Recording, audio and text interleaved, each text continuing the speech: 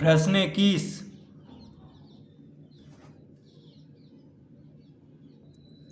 एक समलंब के आकार के खेत ABCD की बाड़ की लंबाई 120 मीटर है। यदि BC बराबर 48 मीटर, CD बराबर 17 मीटर और AD बराबर 40 मीटर है तो इस खेत का क्षेत्रफल ज्ञात कीजिए। भुजा AB समानांतर भुजाओं AD तथा BC पर लंब है। प्रश्न 21 का सबसे पहले हम इसका चित्र बना लेते हैं।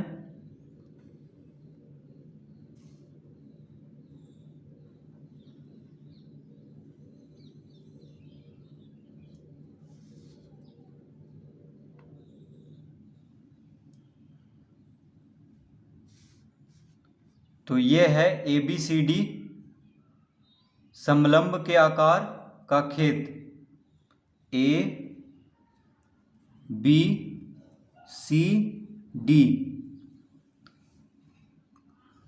तो क्या क्या दिया हुआ है? BC 48 मीटर, BC कितना है? 48 metre. CD 17 metre, CD 17 metre दिया हुआ है। और AD है 40 मीटर, AD कितना है? 40 मीटर। तो इस खेत का क्षेत्रफल ज्ञात कीजिए। और दिया हुआ है बाड़ की लंबाई 120 मीटर। बाड़ मतलब जो घेरा डाला हुआ है चारों तरफ इस खेत का, उसका लंबाई दिया हुआ है 120 मीटर, यानी इसका बाउंड्री का लंबाई दिया हुआ है 120 मीटर, यानी परिमिति दिया हुआ है। इस खेत का परिमिति दिया हुआ है 120 मीटर। बाड़ की लंबाई का मतलब हुआ कि जितना इस खेत का मतलब चारों तरफ चारों भुजा को जोड़ करके जितना लंबाई होगा उसी को बाड़ की लंबाई कहा गया है, यानी परिमिति दिया हुआ है। ठीक है, तो चारों भुजाओं का लंबाई दिया हुआ है 120 मीटर। ठीक है, जिसमें 3 भुजा दिया हुआ है, चौथा भुजा हम ज्ञात कर लेंगे। तो लिखेंगे यहाँ पे खेत ABCD, खेत ABCD की बाड़ की लंबाई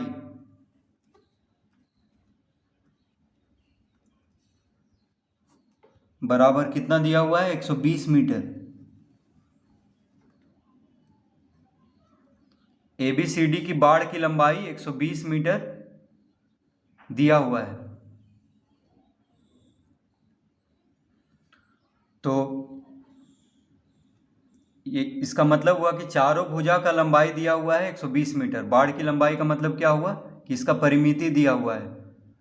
तो हम लिख लेंगे अतः AB plus BC plus CD plus DA बराबर, तो DA लिखें या AD लिखें एक ही बात है। तो AB plus BC plus CD plus AD, ABCD देखिए ABCD खेत है यहाँ पे समलंब के आकार का। तो चारों भुजा कौन कौन हो गया? AB BC CD और AD। तो चारों को जोड़ करके हम लिख देंगे बराबर 120 मीटर। इस तरह हम लिख लेंगे, क्योंकि बाड़ की लंबाई दिया हुआ है 120 मीटर, यानी चारों भुजा का योग दिया हुआ है 120 मीटर। इस तरह लिख लेंगे। तो AB तो हमें निकालना है, AB निकालना है। AB नहीं दिया हुआ है। BC कितना दिया हुआ है? 48 मीटर। देखिए BC है 48 मीटर, तो BC की जगह पे 48 लिख लेंगे प्लस CD है 17 मीटर, तो CD की जगह पे 17 लिख लेंगे। AD कितना है? 40, AD है 40 मीटर और बराबर कर देंगे 120। इस तरह लिख लेंगे, सब मीटर में है। तो कितना हो जाएगा? AB प्लस, अब इन तीनों को जोड़ेंगे 8 7 15, हाथ में रहा 1, 4 1 5 1 6, 6 4 10। देखिए 8 7 15, हाथ में रहा 1, 4 1 5, 5 4 9, 9 1 10, यानी 105 आ जाएगा इन तीनों को जोड़ने पर। तो ए बी प्लस 105 बराबर दिया हुआ है 120। ए बी प्लस 105 बराबर कितना दिया हुआ है 120। तो ए बी बराबर कितना हो जाएगा, तो ए बी बराबर हो जाएगा 120 माइनस 105। 105 को बायां से दायां तरफ करेंगे तो माइनस में हो जाएगा, यानी ए बी बराबर कितना आ गया, ए बी बराबर आ गया 120 में से 105 घटा लेंगे, 10 में से 5 गया 5, ये हो गया 1 और ये हो गया 1 में से 1 गया 0, यानी 15 मीटर। ए बी कितना आ गया 15 मीटर, ए बी आ गया है 15 मीटर। अब हम देखिए ए बी जो है बी सी पे लंब है। ए बी क्या है, बी सी पे लंब है, क्योंकि इस तरह से चित्र में दिया हुआ है, यानी 90 डिग्री का कोण बना रहा है। यहाँ पे ए बी जो है बी सी के साथ 90 डिग्री का कोण बना रहा है। इसका मतलब हुआ कि ए बी ऊंचाई है, इस समलंब का ए बी क्या है, ऊंचाई है, और ए डी और बी सी समानांतर भुजा है। ये दोनों ए डी और बी सी के बीच की दूरी यानी ऊंचाई दिया हुआ है।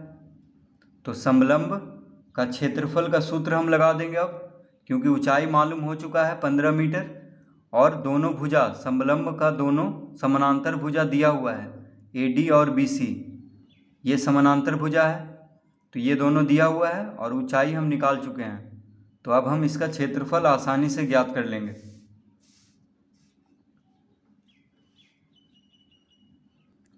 तो लिखेंगे समलंबाकार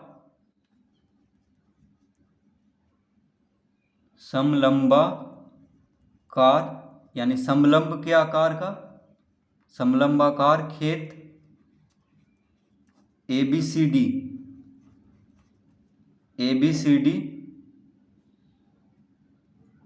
का क्षेत्रफल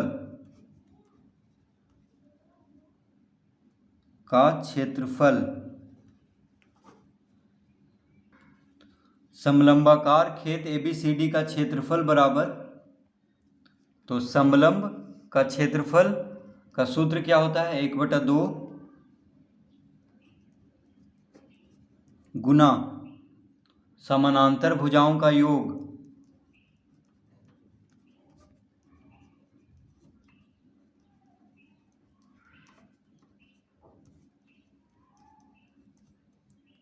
एक बटा दो गुना समानांतर भुजाओं का योग गुना ऊंचाई। ये होता है सूत्र। तो यहाँ पे हम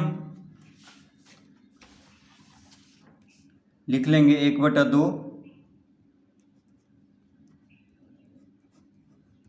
समानांतर भुजाओं का योग। तो समानांतर भुजा कौन कौन है यहाँ पे चित्र में देखिए, ए डी और बी सी है, तो A D plus B C कर देंगे। समानांतर भुजाओं का योग, जो समानांतर भुजा है उसका योग, तो A D plus B C गुना ऊंचाई। ऊंचाई कौन है, ऊंचाई है ए बी। देखिए ऊंचाई ए बी है, समानांतर भुजा है ए डी और बी सी। तो इस तरह लिख लेंगे चित्र के अनुसार। तो 1/2 गुना ए डी कितना दिया हुआ है 40 मीटर, बी सी कितना दिया हुआ है 48 मीटर, और ऊंचाई यानी ए बी हम कितना निकाले थे 15 मीटर। इस तरह लिख लेंगे, इस तरह लिख लेंगे। तो हो जाएगा 1/2 गुना 40 जोड़ 48 कितना हो जाएगा 8 4 4 8 यानी 88 गुना 15। तो 88 2 से कट जाएगा, देखिए गुना में है तो हम काट सकते हैं।